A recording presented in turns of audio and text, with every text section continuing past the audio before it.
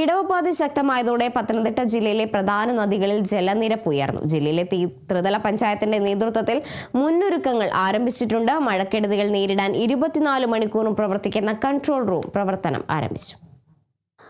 ഇടവപ്പാതി ശക്തമായതോടുകൂടി വെള്ളക്കെട്ട് ഭീഷണി പത്തനംതിട്ട ജില്ലയുടെ വിവിധ കേന്ദ്രങ്ങളിൽ ശക്തമായിക്കൊണ്ടിരിക്കുകയാണ്. പ്രധാന ജലാശയങ്ങളിലൊക്കെ വെള്ളം ഉയർന്നിട്ടുണ്ട്.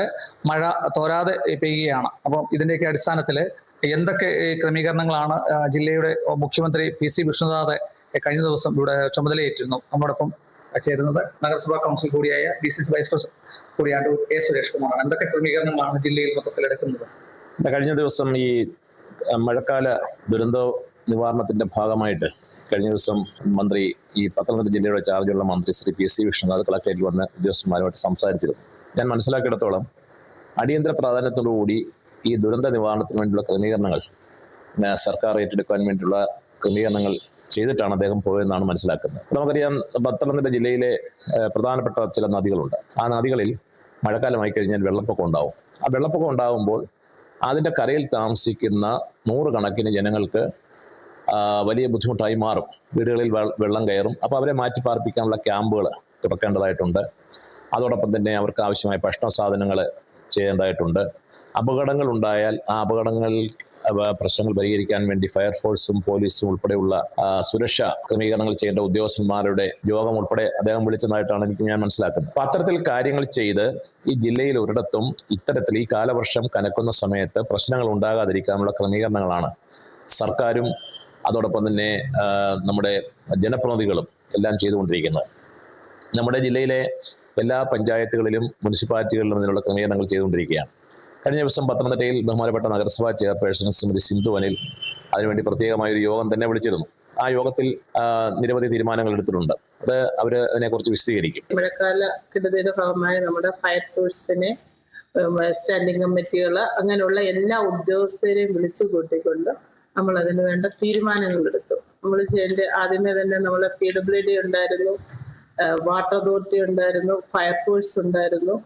അങ്ങനെ ഉള്ളവരെല്ലാം വിളിച്ചു കൂട്ടിക്കൊണ്ട് തന്നെ നമ്മള് ജനങ്ങൾക്ക് ബുദ്ധിമുട്ടില്ലാത്ത രീതിയിൽ, മഴക്കാലവുമായി ബന്ധപ്പെട്ട് ജനങ്ങൾക്ക് ബുദ്ധിമുട്ട് വരാത്ത രീതിയിൽ എന്തെല്ലാം പ്രവർത്തനങ്ങൾ ചെയ്യണമെന്നുള്ളത് കമ്മിറ്റി നമ്മൾ തീരുമാനമെടുത്തു. അപ്പൊ അത്തരത്തിൽ തീരുമാനങ്ങൾ എടുത്ത് വളരെ നേരത്തെ, കാരണം ഈ കാലവർഷം കനക്കുമ്പോൾ നദികളിൽ വെള്ളം പെരുകുന്നതിന് മുമ്പ് തന്നെ ഈ ക്രമീകരണങ്ങൾ ചെയ്താലുള്ള ഗുണം എന്താണെന്ന് വെച്ച് കഴിഞ്ഞാൽ എന്തെങ്കിലും പ്രശ്നം ഉണ്ടെങ്കിൽ അപ്പോൾ തന്നെ ആ പ്രശ്നങ്ങൾക്ക് പരിഹാരം ഉണ്ടാക്കാൻ സാധിക്കും. അതോടൊപ്പം തന്നെ അവർക്ക് ആവശ്യമായ ഭക്ഷ്യവസ്തുക്കൾ, വസ്ത്രം തുടങ്ങിയ കാര്യങ്ങളൊക്കെ അടിസ്ഥാന സൗകര്യങ്ങൾ ചെയ്യാനുള്ള ക്രമീകരണങ്ങൾ ആവശ്യമുണ്ട്.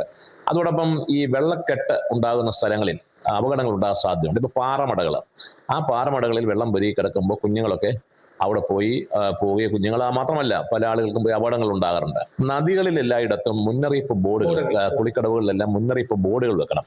അത് പല സ്ഥലങ്ങളിലൊക്കെ വെച്ചിട്ടുണ്ട്. പല സ്ഥലങ്ങളിലും നിരവധി ആളുകൾ മരിക്കുന്ന കുളിക്കടവ്, ഇപ്പൊ കല്ലറക്കടവ് പോലെയുള്ള സ്ഥലങ്ങളിലൊക്കെ കുളിക്കടവിൽ മുന്നറിയിപ്പ് ബോർഡ് വെച്ചെങ്കിലും സ്കൂളുകളിൽ നിന്നും കുട്ടികൾ അധ്യാപകരറിയാതെ അവർ ഇന്റർവെൽ സമയത്ത് ഇറങ്ങി പോകുന്നുണ്ട്. അത് പ്രത്യേകമായി ശ്രദ്ധിക്കാൻ അധ്യാപകർ തയ്യാറാകണം.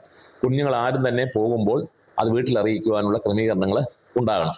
ഇങ്ങനെയുള്ള നിരവധി കാര്യങ്ങൾ ചെയ്തെങ്കിൽ മാത്രമേ നമുക്ക് ഈ ദുരന്ത നിവാരണവുമായി ബന്ധപ്പെട്ട പ്രശ്നങ്ങൾ തീർക്കാൻ കഴിയുള്ളൂ. നഗരസഭ എടുത്തിരിക്കുന്ന തീരുമാനങ്ങൾ നഗരസഭാ ചെയർപേഴ്സൺ ശ്രീമതി സിന്ധു അനിൽ അത് വിശദീകരിക്കുക. ഒരുവിധപ്പെട്ട എല്ലാ തീരുമാനങ്ങളും മുനിസിപ്പാലിറ്റി എടുത്തിട്ടുണ്ട്. അതാണ് അതുപോലെ തന്നെ നമ്മുടെ സ്റ്റാൻഡിംഗ് കമ്മിറ്റിയും മറ്റേ കൗൺസിലേഴ്സും ഒക്കെ അതിന് വേണ്ട നിർദ്ദേശങ്ങൾ തരികയും ആ നിർദ്ദേശങ്ങളൊക്കെ പാലിച്ചുകൊണ്ട് മുന്നോട്ട് പോകാനാണ് ദുരന്ത നിവാരണ 24 മണിക്കൂറും നമ്മുടെ ഇത് സജീവമായിട്ട് തന്നെയുണ്ട്. ആർക്കും വിളിച്ച് പരാതികൾ പറയാനുള്ള ഫോൺ നമ്പർ സൗകര്യം നമ്മൾ വേണ്ട തയ്യാറെടുപ്പുകളൊക്കെ എടുത്തിട്ടുണ്ട്.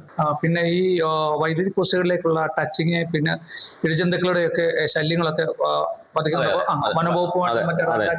അതോടൊപ്പം തന്നെ ഈ വൈദ്യുതിയുമായി ബന്ധപ്പെട്ട് ഇപ്പൊ ഒരു നല്ല കൊടുങ്കാറ്റടിച്ചു കഴിഞ്ഞാൽ മരച്ചില്ലകൾ ഒടിഞ്ഞു വീണ് ലൈൻ പൊട്ടി വീണ് വൈദ്യുതാഘാതമേറ്റ് മരിക്കുന്ന സംഭവങ്ങളുണ്ട്.